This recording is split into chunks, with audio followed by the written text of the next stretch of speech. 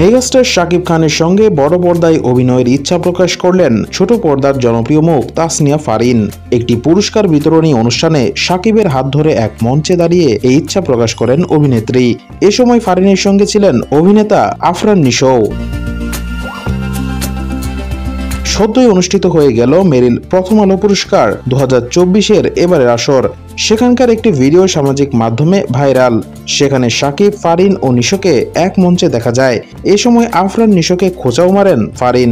ভিডিওতে দেখা যায় মূলত মঞ্চে আফরান নিশো ও ফারিন দুজন উপস্থাপনা করছিলেন। তখন শাকিবকে পেয়ে মজা করে ফারিন বলেন, ভাইয়া আপনি অনেক সিনেমা করছেন, আমারও একটা সিনেমা আসছে সামনে, এদিকা তো আছেই, প্লিজ আপনার নেক্সট সিনেমায় আমি কি অডিশন দিতে পারি? এরপর পাশ থেকে ফারিনকে উদ্দেশ্য করে আফরান নিশোকে বলতে শোনা যায়, তাই না, এখন তাকে দেখে কাজ করতে হবে। সঙ্গে সঙ্গে নিশোকে এর জবাবে ফারিন বলেন, ওমা, শাকিব খানের সঙ্গে সবারই কাজের স্বপ্ন থাকে, তোমার সাথে কাজ করা কি কারো স্বপ্ন থাকে? এরপর পাশ থেকে হাসি মুখে ফারিনকে উদ্দেশ্য করে শাকিব খান বলেন, তোমার অডিশন লাগবে না। এরপর শাকিব নিজের সিনেমা তাণ্ডব নিয়ে কথা বলেন, আশা প্রকাশ করেন আগের হিট সিনেমাগুলোর মতো এবারও তার নতুন সিনেমা দেশ ও দেশের বাইরে থেকে জোয়ার সৃষ্টি করবে।